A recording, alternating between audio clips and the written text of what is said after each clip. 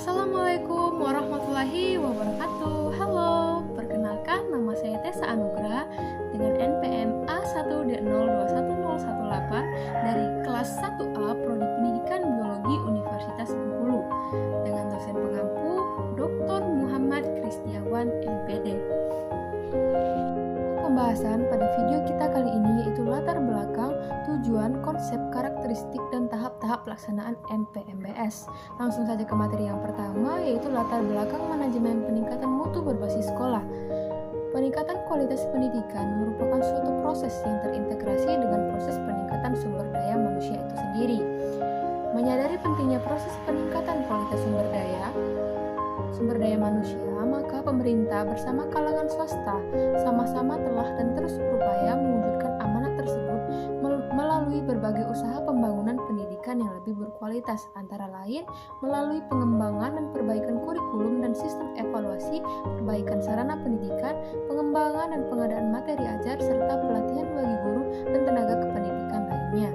Sekolah harus mampu menerjemahkan dan menangkap esensi kebijakan makro pendidikan serta memahami kondisi lingkungannya atau kelebihan dan kekurangannya untuk kemudian melalui proses perencanaan.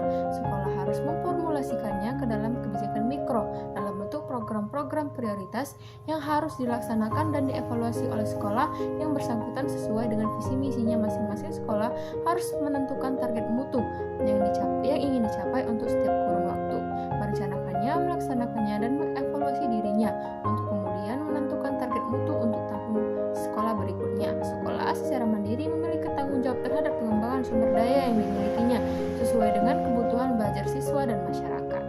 Materi yang kedua yaitu tujuan manajemen peningkatan mutu berbasis sekolah MPMBS.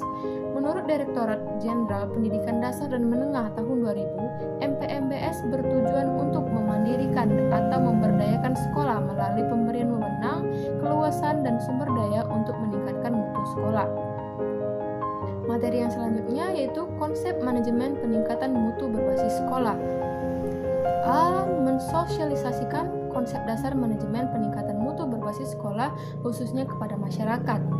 B. Memperoleh masukan agar konsep manajemen ini dapat diimplementasikan dengan mudah dan sesuai dengan kondisi lingkungan Indonesia yang memiliki keragaman kultural, sosial, ekonomi, masyarakat, dan kompleksitas geografinya. C. Menambah wawasan pengetahuan masyarakat, khususnya masyarakat sekolah dan individu yang peduli terhadap pendidikan, khususnya peningkatan mutu pendidikan. D. Memotivasi masyarakat sekolah untuk terlihat dan berpikir mengenai peningkatan mutu pendidikan atau pada sekolah masing-masing. E. Menggalang kesadaran masyarakat sekolah untuk ikut serta secara aktif dan dinamis dalam mensukseskan peningkatan mutu pendidikan. F. Memotivasi timbulnya pemikiran baru dalam mensukseskan pembangunan pendidikan dari individu dan masyarakat yang peduli terhadap pendidikan, khususnya masyarakat sekolah yang berada di garis paling depan dalam proses pembangunan tersebut. G. Menggalang kesadaran bahwa peningkatan mutu pendidikan merupakan tanggung jawab semua komponen masyarakat dengan fokus peningkatan mutu yang berkelanjutan atau terus-menerus pada tataran sekolah. H. Mempertajam wawasan bahwa mutu pendidikan pada tiap sekolah harus dirumuskan dengan jelas dan dengan target mutu yang harus dirumuskan dengan jelas dan dengan target mutu yang jelas pula. Materi yang selanjutnya yaitu karakteristik MPMBS. Menurut Levavik dalam Bafadal terdapat 3 karakteristik kunci MPMBS yaitu sebagai berikut. A. Kekuasaan dan tanggung jawab dalam pengambilan keputusan yang berhubungan peningkatan mutu pendidikan didesentralisasikan kepada para stakeholder sekolah. B. Domain manajemen peningkatan mutu pendidikan yang mencakup keseluruhan aspek peningkatan mutu pendidikan, mencakup keuangan, kepegawaian, sarana dan prasarana, penerimaan siswa baru, dan kurikulum. C. Walaupun keseluruhan domain manajemen peningkatan mutu pendidikan didesentralisasikan ke sekolah-sekolah, namun diperlukan adanya sejumlah regulasi yang mengatur fungsi kontrol pusat terhadap keseluruhan pelaksanaan kewenangan dan tanggung jawab sekolah. D. Karakteristik manajemen peningkatan mutu berbasis sekolah secara inklusif memuat elemen-elemen sekolah yang efektif yang dikategorikan menjadi input, proses, dan output, yaitu Langsung saja ke materi yang terakhir, itu tahap-tahap pelaksanaan MPMBS. 1. Tahap sosialisasi mencakup ide dasar MBS pada jajaran Depdiknas dan stakeholder, kejelasan karya dan kebijakan yang menjadi wewenang pusat, daerah, dan sekolah, perubahan pola hubungan, subordinasi, perubahan sikap dan perilaku baik pimpinan jajaran birokrasi maupun masyarakat, deregulasi, aturan dan transparansi serta akuntabilitas.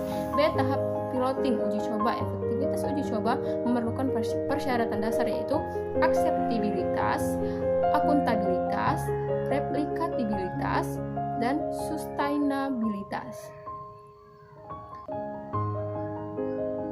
Dan tahap yang ketiga yaitu tahap diseminasi atau kondisi wilayah yang berbeda, sangat ditentukan oleh efektivitas pelaksanaan, oleh anggaran yang cukup memadai, fasilitas dan keuangan dari pemerintah, terutama bagi daerah dan sekolah yang kurang mampu. Baik, sekian penjelasan pada video kali ini. Mohon maaf apabila ada kesalahan, semoga bermanfaat. Wassalamualaikum warahmatullahi wabarakatuh.